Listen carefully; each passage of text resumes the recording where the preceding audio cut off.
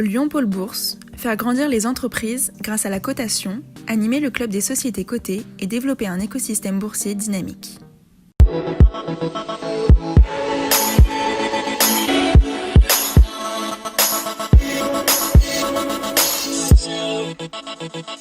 Bonjour et merci d'être fidèle au rendez-vous des entreprises régionales cotées sur lyondécideur.com. À retenir dans l'actualité boursière de ces derniers jours, la société lyonno-nantaise Valneva, spécialisée dans les vaccins, qui annonce un contrat avec le département américain de la Défense pour la distribution de vaccins contre l'encéphalite japonaise, à savoir la transmission d'un virus via des moustiques, qui est très répandu en Asie. En bourse, l'action Valneva à 5,11 € affiche un gain de 98% depuis le 1er janvier, de 66% en un an ou de 45% en 5 ans.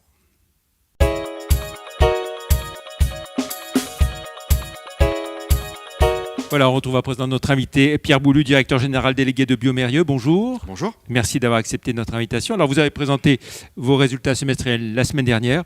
On peut le dire avec une activité très soutenue au 30 juin, liée notamment au Covid. Oui, on a montré de très bons résultats au premier semestre, avec une croissance d'un peu plus de 15% de notre chiffre d'affaires au premier semestre 2020. Effectivement très impacté par la Covid-19, puisque notre cœur de métier, c'est la fourniture de solutions de diagnostic dans les maladies infectieuses. Donc évidemment, la Covid a eu un très gros impact sur notre activité. Positif d'un côté, dans le sens où on a été capable de développer et fournir des solutions de Covid en France et dans le monde. Et puis il y a d'autres gammes qui ont plus souffert à cause du manque de patients présents dans les hôpitaux, puisque les hôpitaux étaient naturellement dédiés aux activités Covid-19, moins sur les activités de routine. Et donc cette partie-là de notre activité a baissé. Alors une croissance de plus de 15%, ça fait un chiffre d'affaires semestriel qui est pratiquement 1,5 milliard d'euros. C'est ça, un tout petit peu moins d'1,5 milliard. Ouais. Voilà. Vous l'avez évoqué bien sûr, donc d'importants investissements qui ont été faits par rapport au Covid. De quel ordre à peu près les investissements au global ? On ne communique pas sur les chiffres d'investissement, mais le groupe investit une part très significative de son chiffre d'affaires, 15%, dans la recherche et développement pour apporter de nouvelles solutions de diagnostic aux maladies infectieuses.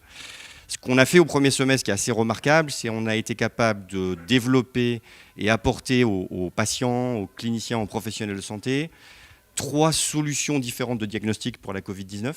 La première, c'est une solution moléculaire de diagnostic Covid-19 qui est disponible maintenant dans le monde entier, qui a été développée en France par les équipes françaises et qui permet dans le monde entier de mieux diagnostiquer la Covid-19. On a aussi développé des solutions qu'on appelle de tests syndromiques qui permettent, quand on a des symptômes respiratoires, d'identifier en 45 minutes plus de 20 pathogènes, dont la Covid-19, et qui du coup permet aux médecins et aux professionnels de santé d'identifier la Covid, mais si on n'a pas la Covid, d'identifier quelles autres pathologies expliquent les symptômes. Et puis en dernier lieu, on a développé également en France une solution de test qu'on appelle sérologique, qui permet d'identifier des patients qui ont développé une réponse immunitaire à la Covid-19. Donc plutôt pour des professionnels de santé et pour comprendre si les patients ont développé une résistance à la Covid. Et voilà. Alors développement à la fois en France, vous l'avez évoqué, et puis avec BioFire que vous avez racheté il y a quelques années aux États-Unis. Ouais. Donc le test syndromique que j'évoquais, il est développé à Salt Lake City aux États-Unis, et encore une fois dans un délai record, et il est maintenant fabriqué aux États-Unis et développé et fourni en France. Voilà. On va rappeler que Biomérieux, c'est une activité très internationale, à plus de 90%, hors des frontières hexagonales. Premier marché de Biomérieux, c'est les États-Unis, pratiquement 40% du chiffre d'affaires du groupe. Le deuxième marché de Biomérieux, et c'est d'ailleurs emblématique de ce qu'est la lutte contre les maladies infectieuses, c'est la Chine. Qui a un énorme marché aussi pour Biomérieux, avec une présence historique de la famille Mérieux en Chine. Et effectivement, la France vient un peu derrière. Et puis, alors, très international, mais une très forte implantation, toujours lyonnaise. Le berceau historique est toujours... le siège du groupe. Voilà. Le siège du groupe, et puis une énorme partie de nos activités de fabrication, de recherche et développement. Le centre de gravité du groupe est lyonnais, avec une très forte implication de la famille Mérieux, mais de Biomérieux dans l'écosystème lyonnais, et plus largement en France. Comment se présente globalement le deuxième semestre ? Je sais que vous ne faites pas de prévision sur l'ensemble de l'année, mais on peut dire quand même que la tendance est bonne. Non, alors on ne fait pas de prévision parce qu'on a énormément de mal. On s'est parlé de l'impact de l'épidémie Covid-19 sur notre activité. Objectivement, la situation change tous les jours, pays par pays, continent par continent. Donc il est extrêmement délicat pour nous d'anticiper ce qui va se passer en octobre, en novembre de cette année. Donc c'est pour cette raison qu'on ne transmet pas de prévision. Mais effectivement, ce qu'on voit, et le premier semestre à cet égard l'illustre assez bien, avec près de 15% de croissance de notre activité, ça sera une année assez exceptionnelle pour bioMérieux. Ce qu'on n'est pas aujourd'hui capable de dire, c'est à quel point on sera capable de répéter ce type de performance dans les années qui viennent. Alors, on a évoqué la progression de votre chiffre d'affaires, belle progression aussi de la rentabilité, du résultat, Ouais. lui qui progresse de 23%. Ouais. Donc effectivement, là encore, marqué par le fait que on a une part significative des activités que l'on voulait conduire en 2020 qui ont été impactées par l'épidémie, comme pour tout le monde. Donc le confinement, les activités de promotion, de congrès. On a focalisé nos efforts sur le support de nos clients, aller dans les hôpitaux, s'assurer que nos machines, nos instruments sont maintenus. Mais il y a toute une catégorie de nos activités qu'on n'a pas pu maintenir, qui du coup génère des économies un peu exceptionnelles en 2020 et qui explique une partie de cette amélioration de notre profitabilité. Voilà, profitabilité, donc 173 millions de bénéfices nets. Exactement. Voilà. Ouais. bioMérieux, globalement, donc 6e acteur mondial du diagnostic. Oui. Quelles sont vos ambitions et quelles sont, on va le rappeler, les grandes lignes stratégiques de Donc de l'entreprise? Une des particularités de bioMérieux, c'est le fait qu'on est un acteur spécialisé dans le domaine du diagnostic. Nos concurrents ont souvent beaucoup d'autres activités. Nous, on est ce qu'on appelle un pure play, un acteur uniquement dans le domaine du diagnostic. Et dans le domaine du diagnostic, ce qui fait notre caractéristique, certains de nos concurrents sont focalisés sur des technologies moléculaires, les immunoessais, la microbiologie. Nous, ce qui fait notre caractéristique, c'est qu'on est focalisé sur le diagnostic des maladies infectieuses et donc technologie agnostique.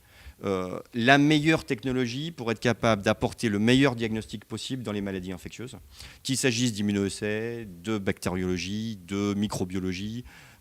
Toute technologie nous va bien si elle permet de répondre à la question du médecin et du professionnel de santé sur le diagnostic des maladies infectieuses. Donc ça, c'est une richesse considérable parce que ça nous permet d'aller voir les médecins, d'aller voir les laboratoires, les professionnels de santé, avec une offre extrêmement large qui répond à un besoin médical insatisfait, mieux diagnostiquer les maladies infectieuses. Très bien, merci beaucoup Pierre Merci. Bouliou. Pour finir, on va jeter un œil à votre parcours en bourse. bioMérieux, au moment où on enregistre, vous étiez autour de 119,90 €, progression de 51% depuis le 1er janvier, 75% en un an et 259% en 5 ans. Ce qu'on peut peut-être dire par rapport à la bourse, c'est qu'il y a eu un choix fort de fait de volonté de diviser par deux le dividende tel qu'il était prévu au départ et d'apporter une douzaine de millions d'euros à la Fondation Mérieux et puis une dizaine de millions sur des opérations d'intérêt général, de mécénat. Mais merci de le rappeler. C'est Oui. effectivement une décision qui a été prise par le conseil d'administration de bioMérieux. On a, dans le contexte qu'on a évoqué, une profitabilité un peu exceptionnelle cette année. Et donc le souhait du conseil d'administration, ça a été de payer ce dividende à 50%, pour partie, comme vous l'avez rappelé, à la Fondation Mérieux, qui a des activités internationales de santé publique, mais aussi dans tous les pays où bioMérieux est présent, des activités de mécénat à des organisations non gouvernementales en dehors du domaine de la santé pour s'assurer que cette espèce de profit exceptionnel qui a été généré par bioMérieux bénéficie à l'écosystème de bioMérieux dans les pays où on est présent. Voilà, on sait qu'il y a une RSE très, très importante au sein de l'entreprise également. Oui, une activité en développement, c'est un axe stratégique pour le groupe. On veut vraiment s'assurer que la contribution de bioMérieux, au-delà de son impact économique, son impact sociétal, son impact environnemental, sont des choses sur lesquelles on veut insister dans les années qui viennent et sur lesquelles Alexandre Mérieux, notre PDG, souhaite mettre un accent particulier dans les années qui viennent. Très bien. Merci beaucoup Pierre Merci. Bouliou d'avoir été notre invité. Plus d'informations concernant bioMérieux sur les sites live.euronext.com et zonebourse.com. On se retrouve la semaine prochaine pour une autre émission Bourse et Valeurs. Merci, très bon week-end, au revoir. Au revoir.